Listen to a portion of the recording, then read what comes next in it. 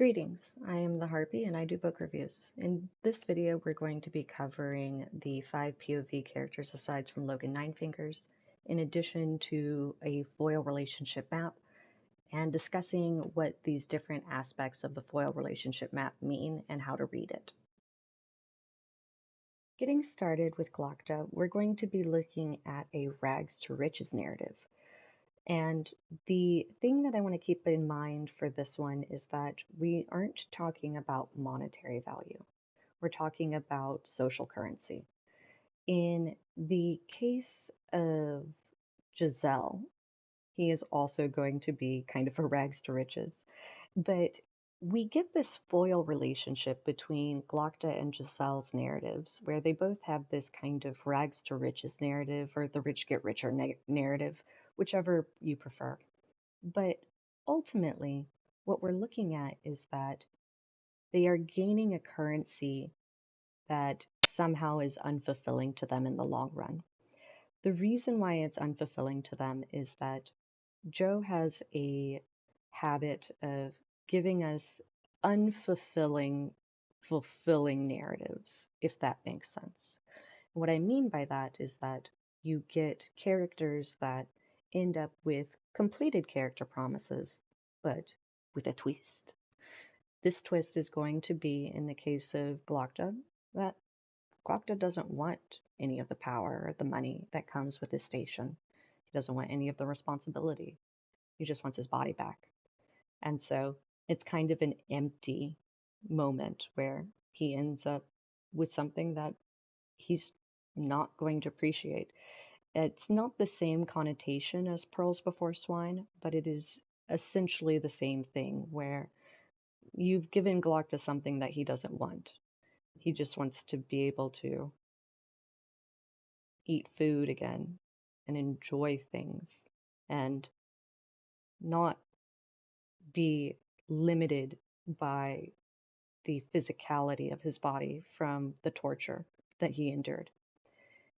The social currency that we're talking about is going to be power. We're talking about authority. That's really the kind of crux between Giselle and Glokta is this power and authority currency. And in the case, again, of Glokta, Glokta ends up with all the power and glory in the world. He's the head of the Inquisition, and he is essentially backed by the Shadow King of the narrative. Giselle, on the other hand, again, rich get richer narrative, he ends up as king, but he loses all of that social currency, all of that power that he was able to hold over his peers.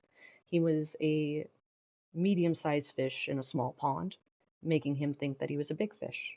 And when he finally swam to a bigger pond, he finds out that he's actually just a small fish. This is the case of Giselle losing that power, that currency, that social currency. And the foil relationship between the two is that Glokta gains social currency, Giselle loses social currency. The next step that we're going to get into is going to be the relationship between the Dogman and Pharaoh. So this is where I wish that I was more versed on plot lines. I wish that there was a website that made this easier. Maybe somebody else can do that. I don't know. It's not going to be me. But I've made up a title for their narratives, and if somebody has a little bit more specific of a one, I would love to hear it. Because to me, it's equal parts tragedy in the case of Dogman as it is success in the case of Pharaoh, as well as being a flat narrative in both instances. And so it's hard to negotiate where directly they fall. And so I've made up a name for these types of arcs. And in the case of the Dogman, the name that I'm going with is Enemy of a Friend. Now, I came up with enemy of a friend based off of Pharaoh's, which is going to be enemy of an enemy. What we are exploring in both of these two characters, in addition to the overarching arc, is the fidelity to relationships based off of actions, based off of what was said, and based off of who these people are narratively.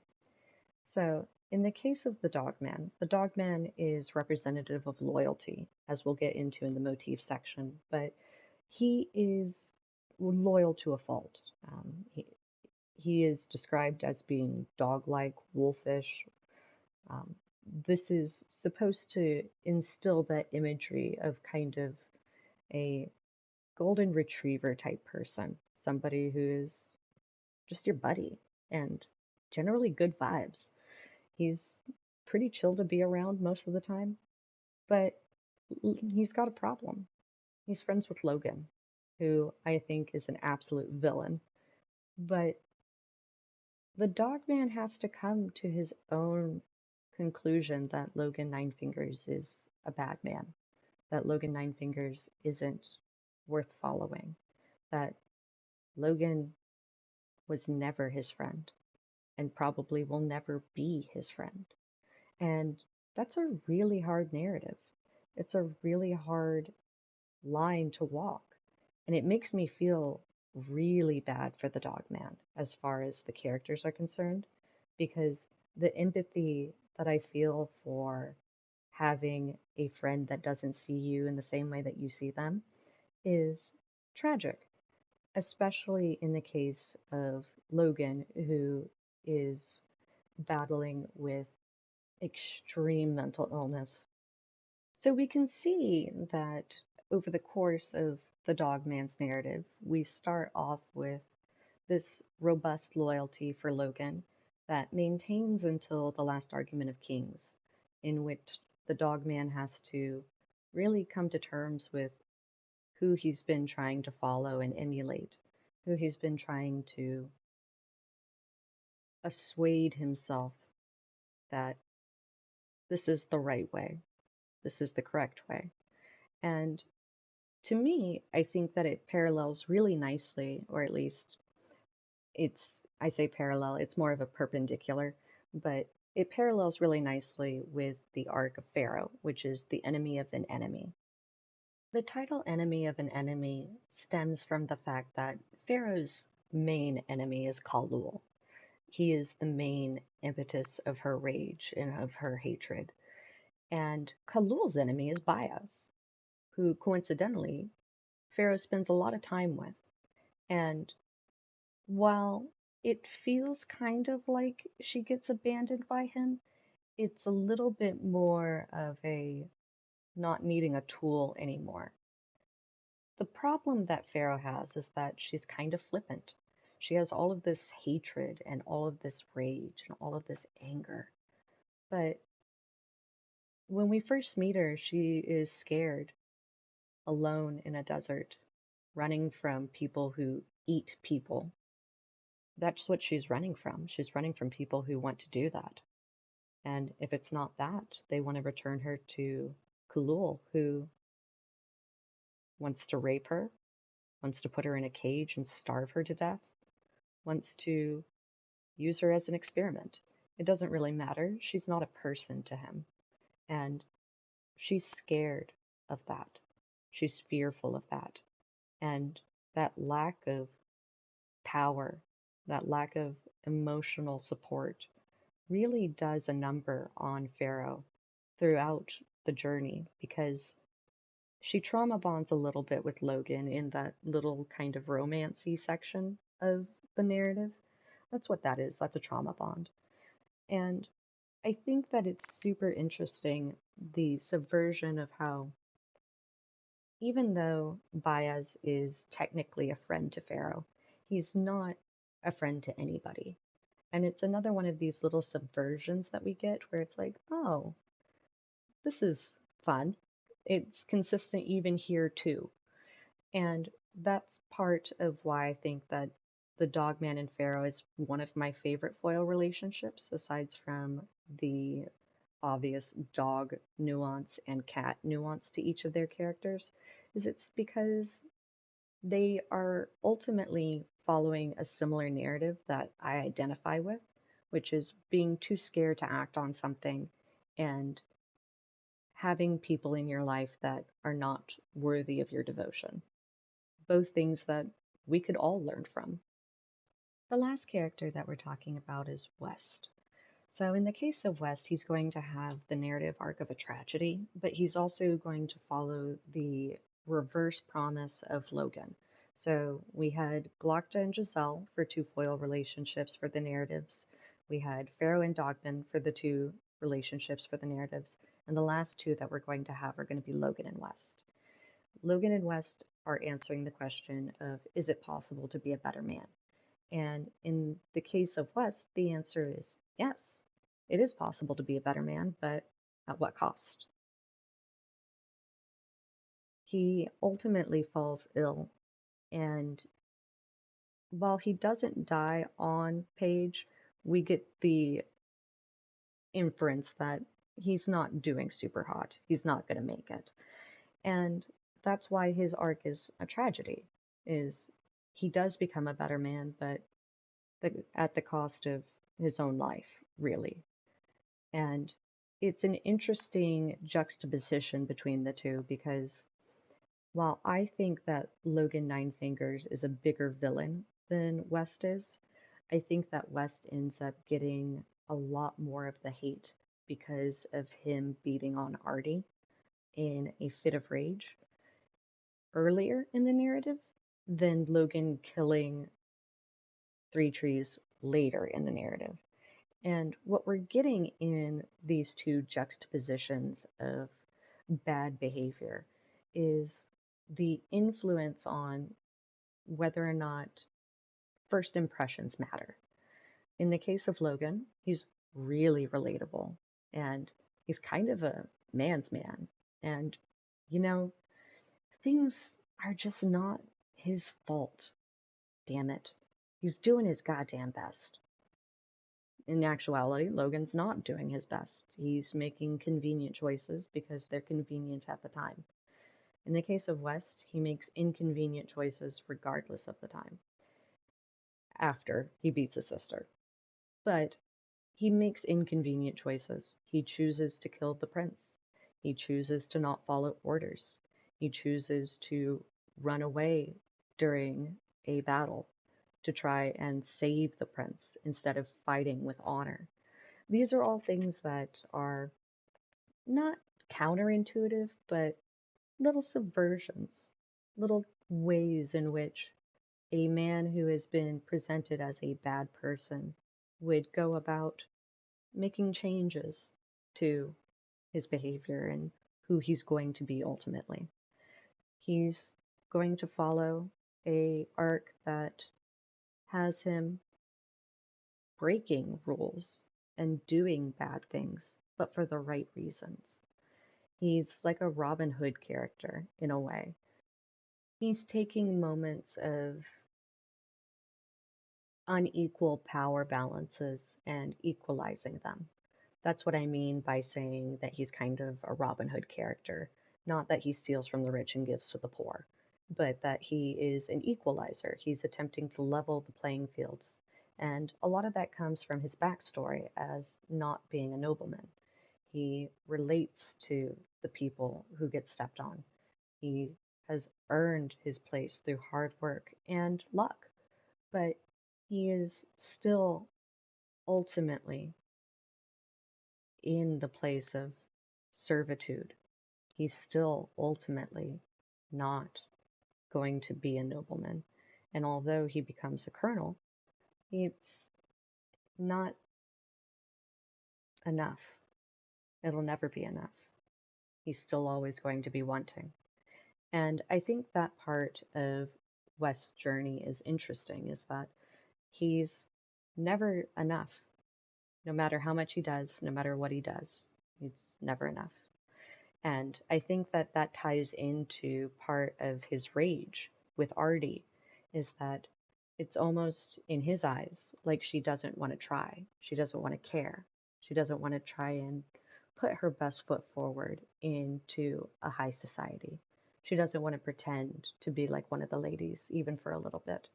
And it drives him insane because all he's ever worked for, all he's ever strived to be, is somebody that is able to fit in with the upper class, to experience the fineries in life, to get respect finally, to be somebody other than somebody to be ordered.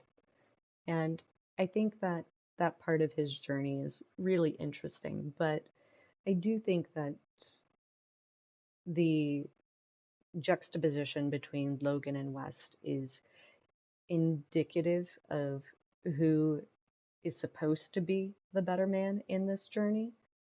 So that was the quick and dirty on the other five POV characters. The rest of the discussion that we're going to be covering is going to be foil relationships. Now, you might be going, Harpy, we just talked about foil relationships. We just talked about the narrative foils. And you'd be right. We did just talk about the narrative foils, but we didn't talk about any of the characterization associated with their foils. We alluded to a little bit between the Dogman and Pharaoh, in which we mentioned that the Dogman's described as being dog-like, and Pharaoh's described as being cat-like, and that's a foil. It's another one of those moments where we can go through and we can do it with other characters as well. We don't have to do it based off of their narrative arcs, because every character in the first law is a foil unto another character. And what I mean by that is that Logan and West are probably not everybody's go-to foils for opposites. I think that for most people, they would say that Logan and Glokta are foil opposites. One can't trust his body, the other can't trust his mind. So before we get started, I just want to do a little bit of a quick math thing real quick. If we stabilize on Logan Ninefingers as a character, and I'm looking at the foil relationships of him with everybody else, that means I have a total of 5 different foil relationships that I'm exploring. Now, let's say that once I've explored all of those 5 and I switched on to the Dogman, the Dogman is going to have 4 distinct relationships that I'm going to be looking at because I've already covered the one with Logan. The part about this that we're discussing is that I'm not going to be able to hit every foil relationship. I'm not going to. And if that is bothersome to you, find a different video. What I am telling you is that this diagram that I'm about to show is for your use and your exploration of the first law's foil relationships, because they are in multitudes. So getting started with stabilizing on Logan Ninefingers as our stationary point, we're going to be comparing characters to Logan and identifying foils. So let's start with Glokta. Glokta, as I stated, can't trust his body. Logan can't trust his mind. This makes them foils to each other. And in addition to that, what we get from their narratives is that they also are injury prone. Not all of our characters are injury prone, but these two are. Uh, Glokta is in pain all the time, as is Logan. Logan twists his ankle because he's clumsy. If you want to count, I think the count that I got up to was like 4 or 5 before I stopped on how many times Logan eats shit because he trips or fumbles or trips over his own shadow. I don't know what his deal is. He's just not an agile or dexterous man.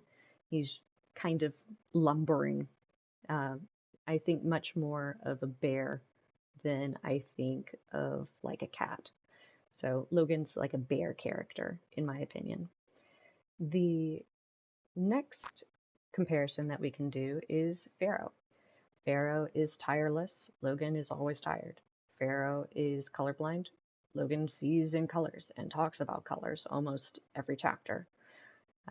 Specifically, the greens, the grays, the blacks, the whites, and sometimes the blues.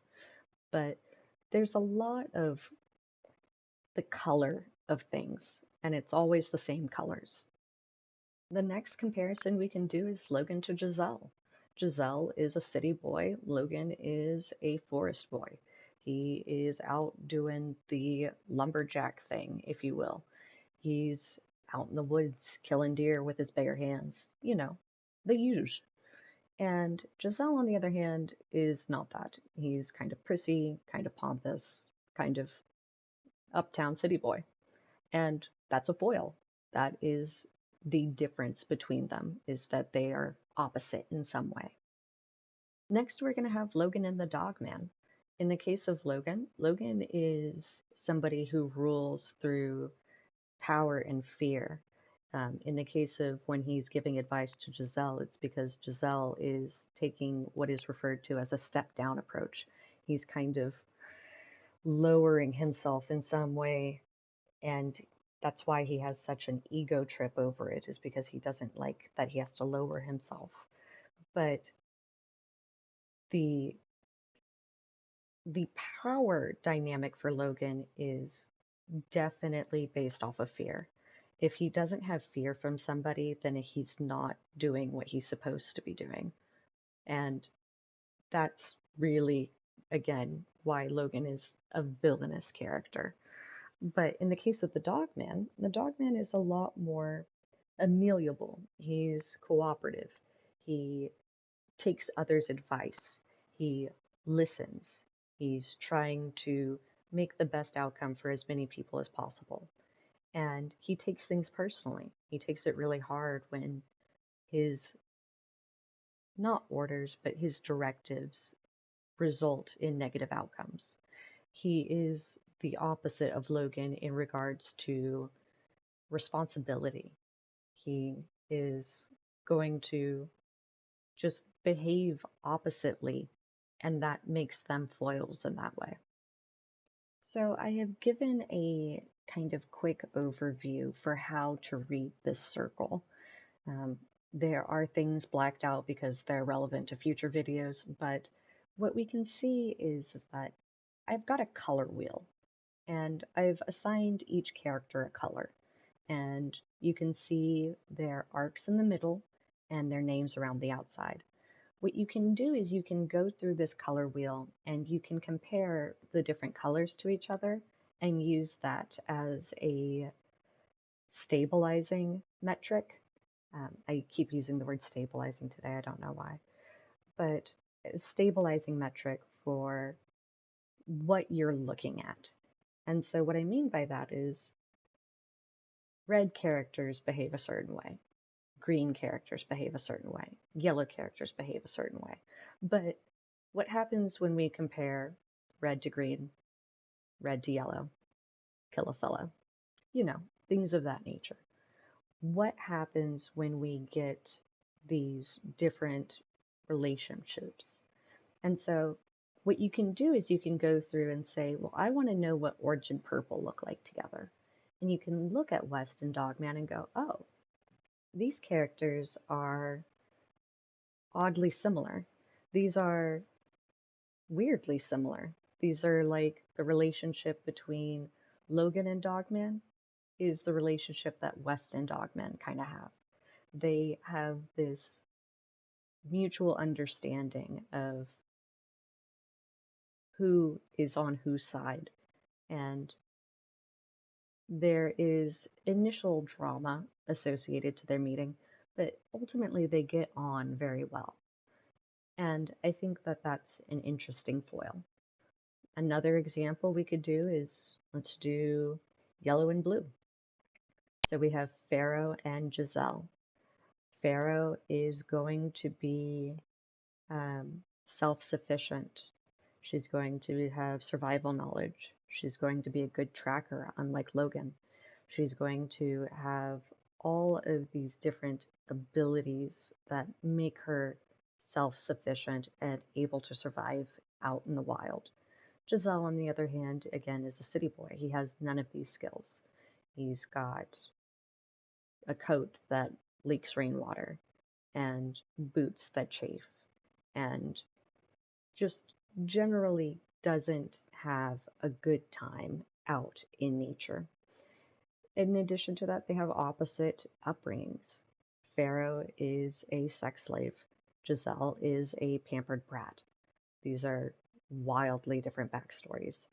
But you can kind of see how this diagram would work for foil relationships in terms of identifying how you can make a foil relationship, how you can explore the differences between characters. And the thing that I want to highlight before the end of this video is that there are so many different ways that the characters are foiled against each other that I think that it really is worthwhile to just on your next read through, if you remember me, pull up this video, look at this picture. Maybe I'll post it somewhere for easy access, but just give it a look through and try and foil characters out for yourself, because to me, it's one of the more fun parts of reading a book is seeing the technicalities associated with the way an author has written something.